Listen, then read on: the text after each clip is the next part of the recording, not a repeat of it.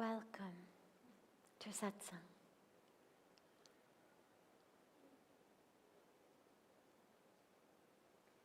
So beautiful to be together with you.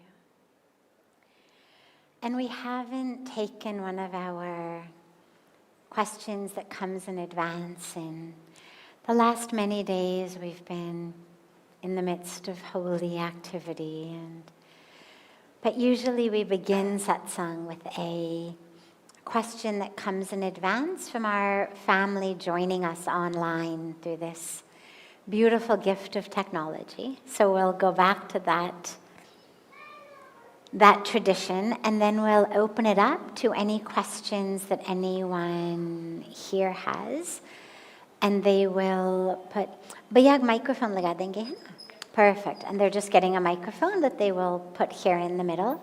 So you can just come up to the mic and share your name, share where you're from, and ask your question.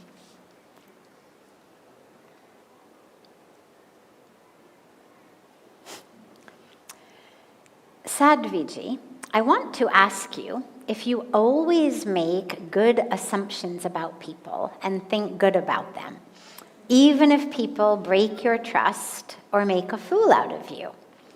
Do you still think good of them? Should I still think good of them?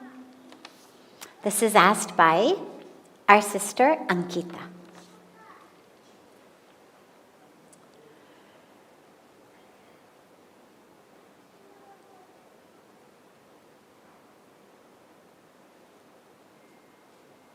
We need to think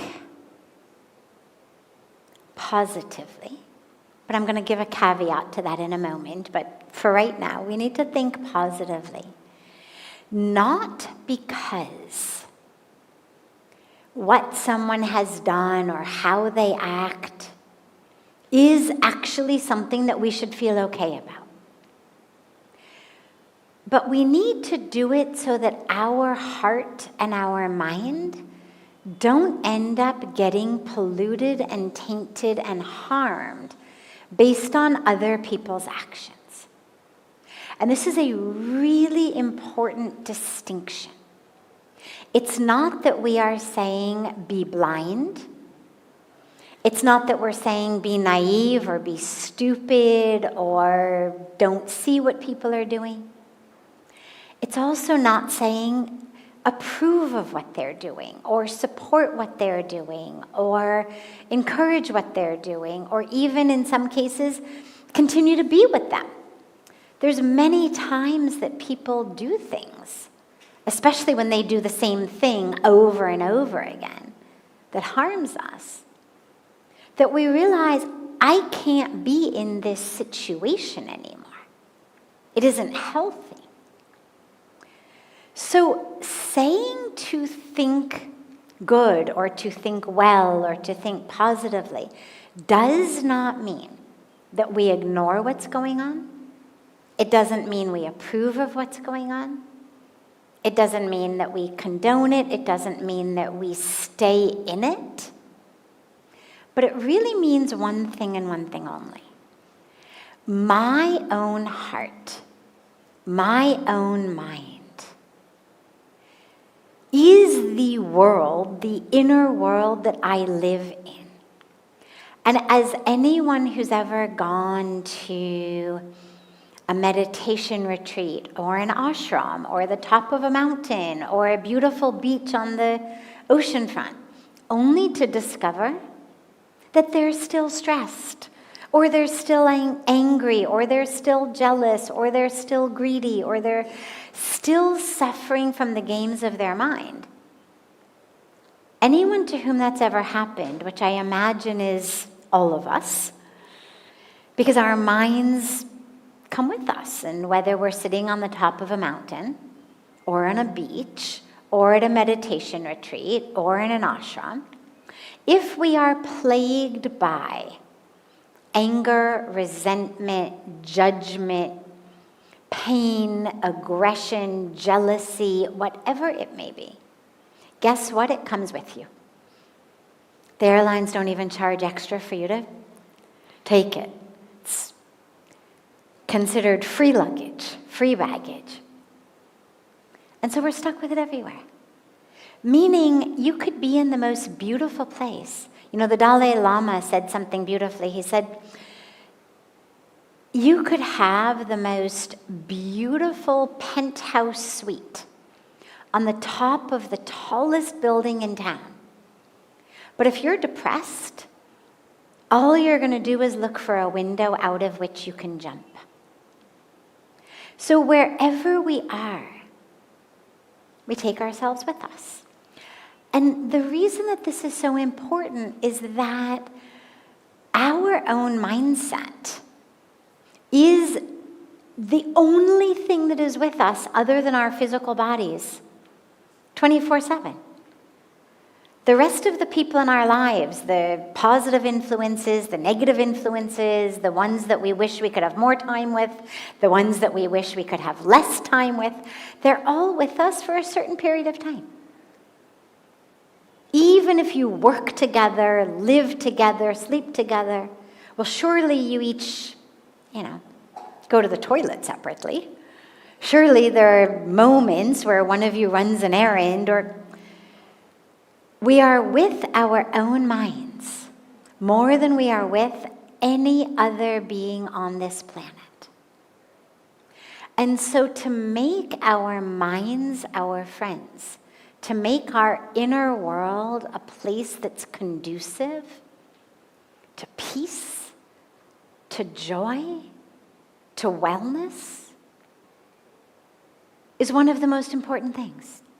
So the reason that we think good about people is not because we're living with blinders on, but it's because we've made a very conscious choice that says, I see that person being arrogant or rude or full of ego, but that's their karmic package. Why in the world would I want to carry that in my heart, in my mind, by God's grace?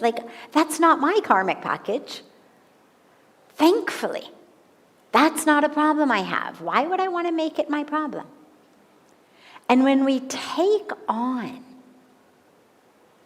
other people's unskillful way of living, way of thinking, way of acting,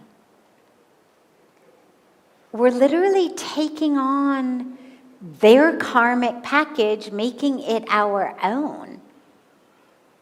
It's like if somebody's sneezing or coughing in the train next to you or the bus next to you or whatever, and you're like, oh, hey, would you mind if I got in your lap and then you could cough or sneeze a little closer so I could be sure to get it? Why would you do that? The guy's sick. It's bad enough that you're this close anyway. Why would you want to catch what they've got?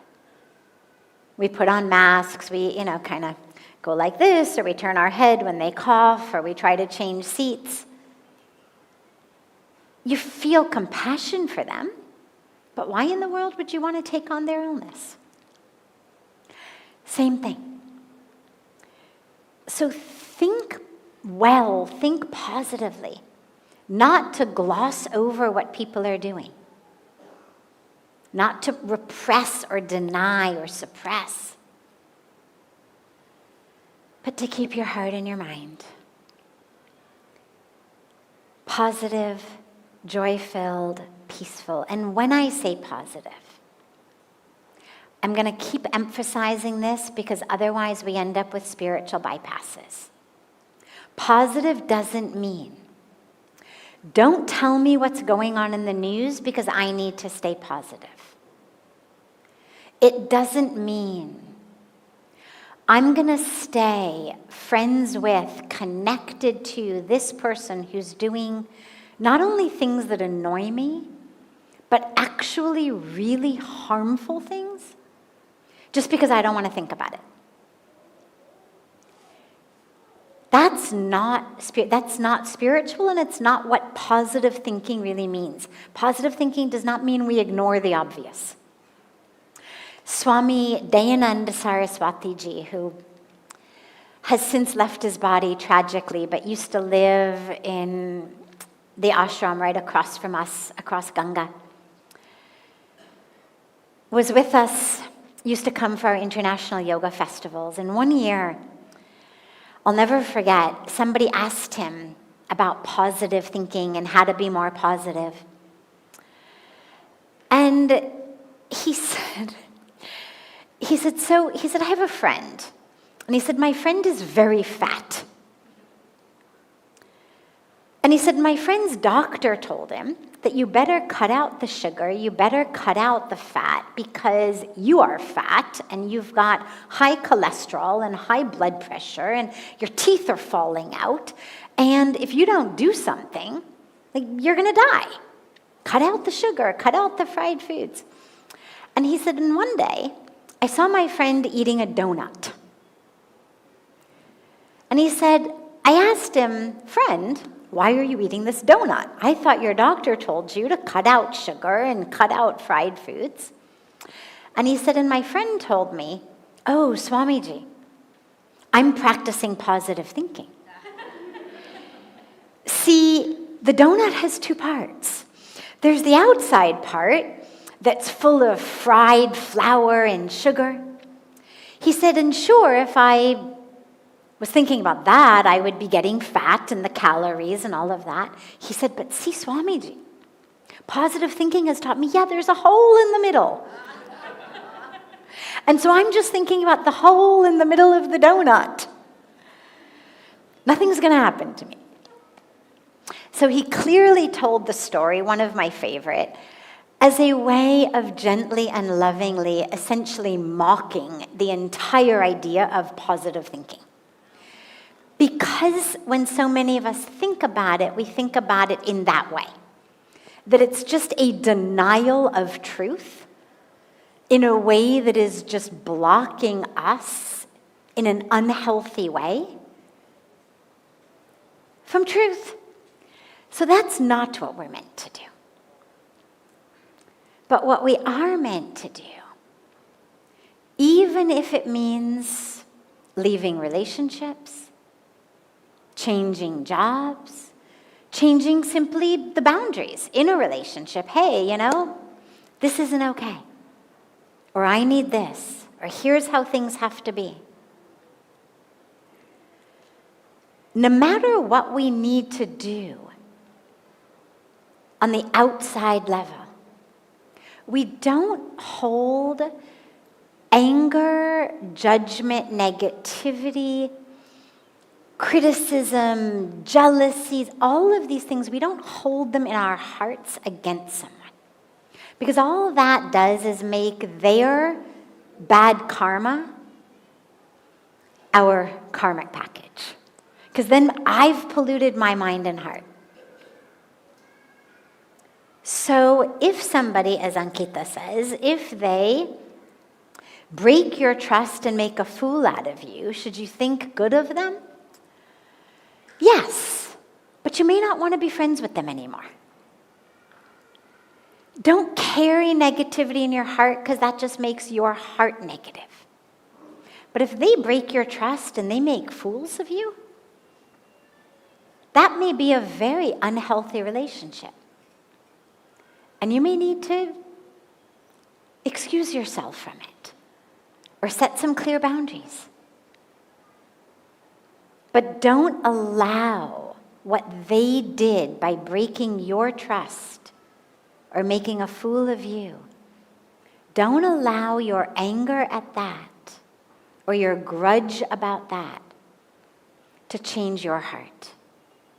Because whatever they've done it due to their own ignorance, ego, fear, confusion, their own karmic package. Don't take it on. Great. Other questions? Yes, of course. Just come to the mic and then you.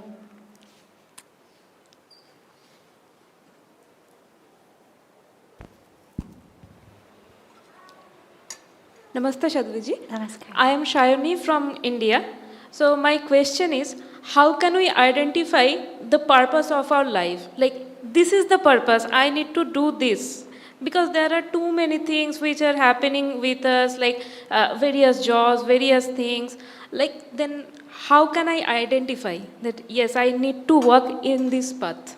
Great. Your highest purpose is to discover the truth of who you are, which is not your job. It's not your relationship. It's not your friends. It's not your hobbies. It's not your body. Who you are is one with the divine. If you were a wave, I would be telling you you are ocean. If you were a clay pot, I would be telling you you are clay.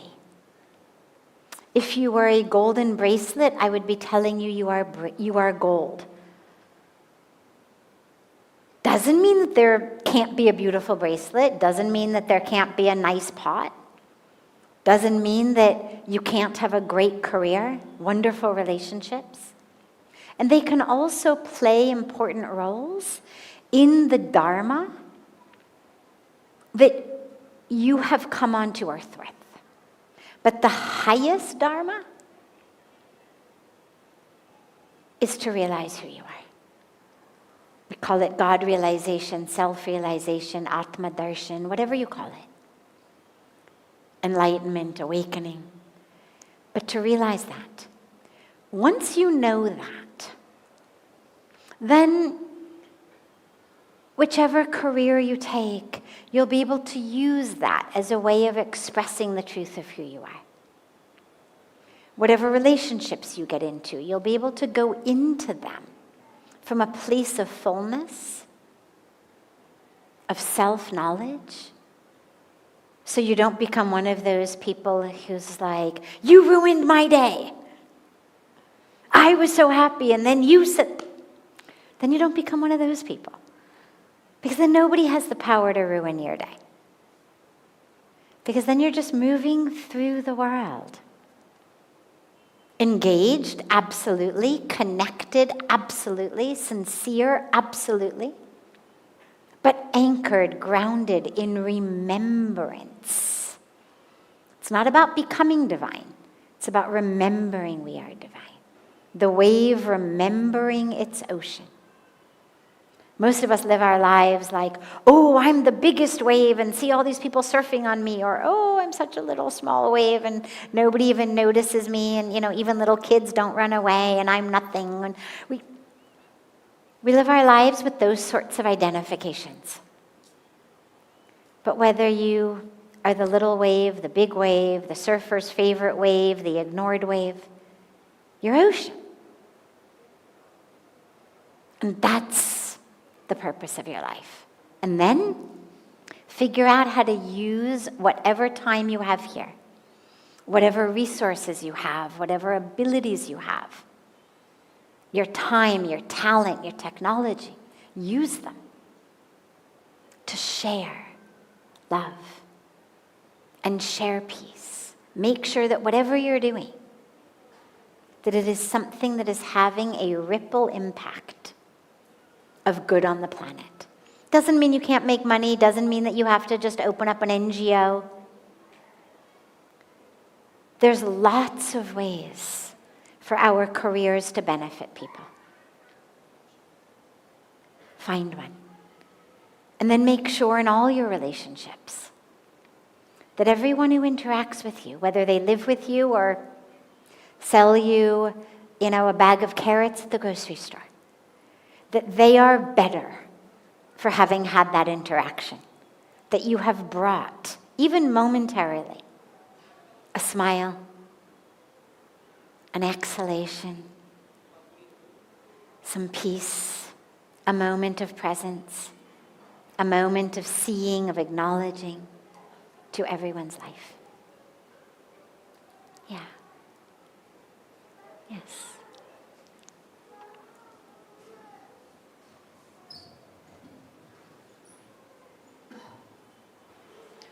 Hi, my name is Natalie and I come from Stockholm, Sweden. So I have a question about the act of renunciation, and I wonder if you can describe it a bit more the concept and what it means. Sure. And also, if it's necessary for a spiritual life and to fully embrace and live a spiritual life. And if so, how, because there are many societies that are spiritually impoverished that would need someone or people who are like you, gurus, teachers, spiritual leaders, who are more in these societies where spirit is needed. So how, if you can just, it's a lot of questions, but yeah, thank sure. you. So the path of renunciation.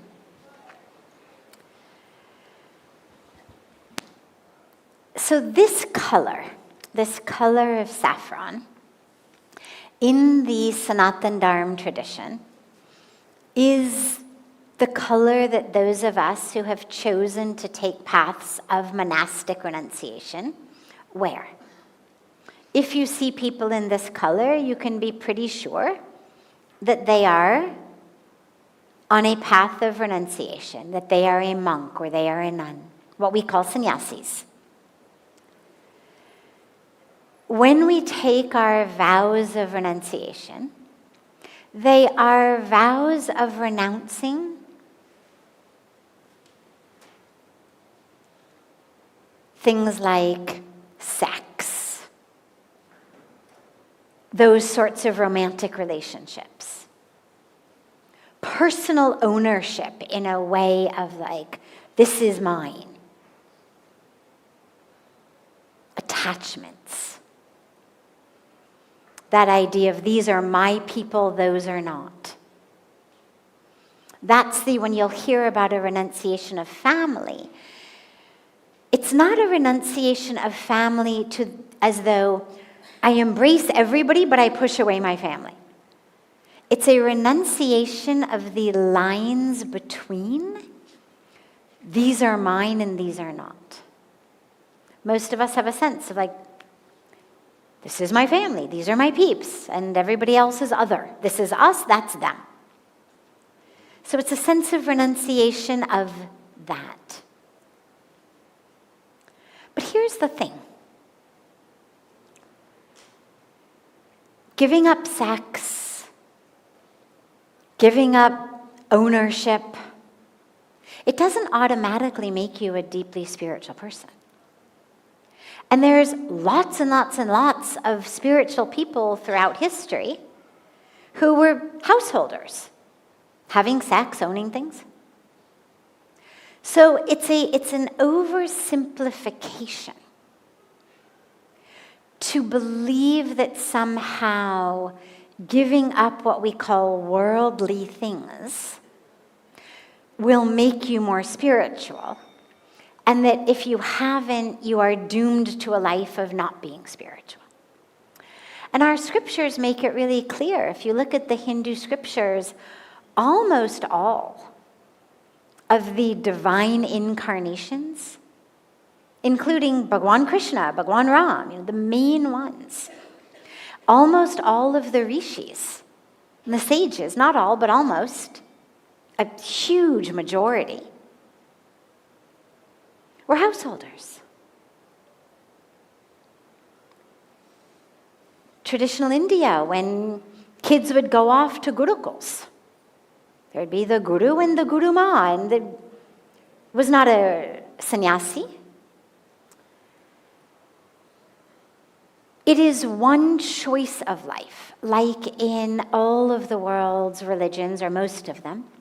There's a segment who choose a path of monastic renunciation. We take it like our dharma. And for me, that was how it felt. From the beginning, it felt like that is the path I am meant to walk. It was never forced on me. Pujya Swamiji never said, I think you should do this. It wasn't a matter of like, oh, now you're climbing the spiritual ladder, now it's the time for you to renounce. It was none of that. I felt deeply within me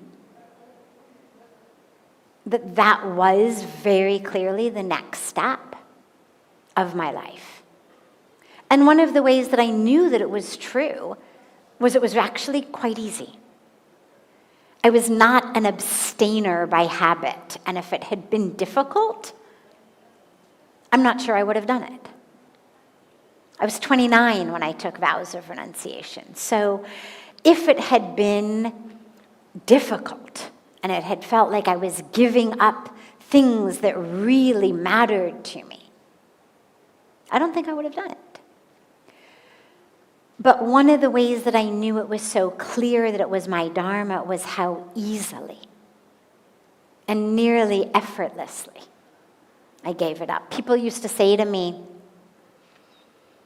nobody wants to say the sex word, so they wouldn't say it quite like that, but they would say things like, "But don't you miss your former life?"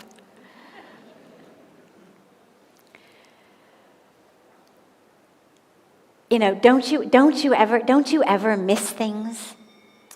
And I used to say, yeah, bagels and avocados. And that was really it. And it was an honest answer. And neither of them to the extent that it was so bad that I wanted to go back because I needed a bagel. But if you pushed me in a be totally transparent situation, I missed bagels and avocados.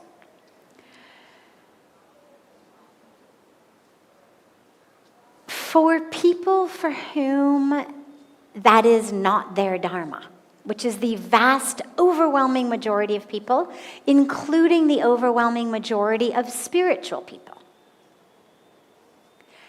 the only requirement, the only thing we have to renounce in order to be deeply spiritual, and especially to be able to minister to other people and help other people spiritually, the only thing you have to renounce is an attachment to the story you tell yourself about your separateness, because that keeps you separate from God, it keeps you separate from others, and it keeps you separate from your true self. That's the only renunciation that is actually required. A renunciation of the attachment to, this is who I am, this is what I need, I know who, that drama, that's going to keep you stuck. Anything else, almost anything else, can easily be interwoven with a spiritual path. With regard to the last part of your question of being out of the world or in the world, here's what I've seen and here's what Pujya Swamiji has taught me and others.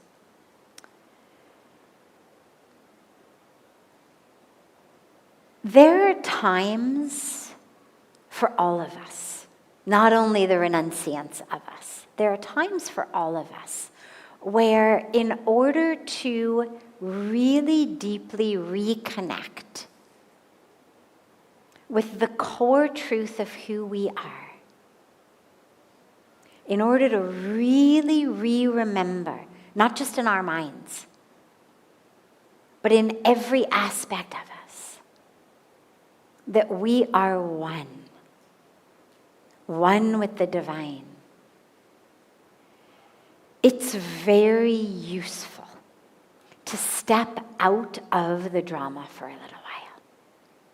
It's why traditionally people go to the mountains, to retreat centers, to ashrams for a period of time. The same truth of who we are is there when we ride a subway to our office. It's just harder to access. And so it's really helpful to step out of the drama for a while. And no matter where you are, on the subway or in a cave in the Himalayas, your spiritual vibrational energy of peace, of compassion, is having a ripple impact across the world. And so those who choose to continue to live just in the caves, just in the mountains, just in solitude, their meditation is still having a powerful ripple impact onto the world. And we are at a time today in which I deeply, deeply, deeply believe it's an all hands on deck time. I believe that we need every spiritually inclined person, not just the renunciants. There aren't enough of us, not even close. Every spiritually inclined person to be engaged, to be present, to show up, to stand up. Because our energy is needed. Our choices are needed. The reflection of who we are in the world is needed. I don't believe at this time that us running into the mountains for any kind of permanent situation, simply saying, well, I'm going to send positive vibes to everybody, is enough. It's not nothing. It absolutely has an impact, and